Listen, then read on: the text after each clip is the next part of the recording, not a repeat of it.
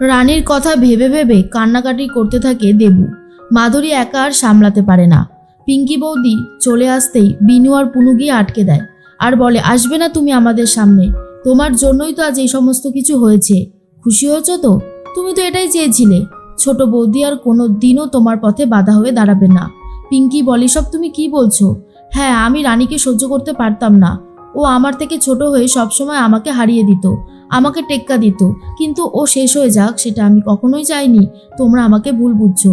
দুনিও খুব বায়না করে মায়ের জন্য। অলোক সেন ফোন করে অনিশাকে আর জিজ্ঞেস করে, ম্যাডাম কোনো খবর আছে?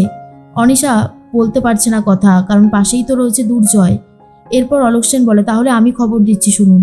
আমি সিসিটিভিগুলো চেক করেছি, সেখানে ধোঁয়ার কারণে তেমন কিচ্ছু দেখা যাচ্ছে না, কোনো প্রমাণই জোগাড় করতে পারিনি। পিকলু তো নেই, আর রানীর কোনো খবরও পাওয়া যাচ্ছে না। এরপর রানী কোথায় গেছে, কি করছে, সেটা কিন্তু আমরা কেউই বুঝতে পারছি না। অনিশা বলে, আমি পরে খবর দেব, এখন ফোনটা রাখুন। মিডিয়ার লোক ফোন করেছে বলে ব্যাপারটাকে কাটিয়ে দেয়। দুর্জয় ভেঙে পড়েছে।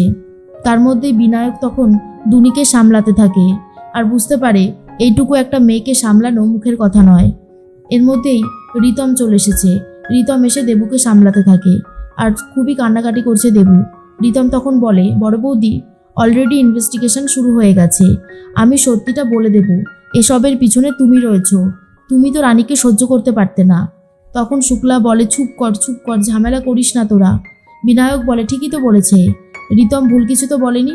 তোমাদের জন্যই আজ রানী শেষ হয়ে গেছে, সে কথা আমি ভুলি কি করে। দেবুও খুব কান্নাকাটি করছে। এর মধ্যেই হসপিটালের একজন এসে বলে, ম্যাডাম, বলছিলাম যে পেশেন্টের বাড়ির লোকজন ঝামেলা করছে। দুর্জয় স্যার নাকি ইচ্ছে করে রানী ম্যাডামকে শেষ করেছে, তারা এটাই বলছে। তখন সৌনক বলে, খবরদার দুর্জয়, এখন আর কোনো কথা বলবি না, চল আমরা বাড়িতে যাই। সৌনক বুঝিয়ে সুঝিয়ে দুর্জয়কে নিয়ে বাড়ির দিকে রওনা দেয়। মাধুরী একটা চিঠি খুঁজে পায় যেটা রানী লিখে গেছিল। দুর্জয় আসতেই সেই চিঠিটা পড়তে থাকে।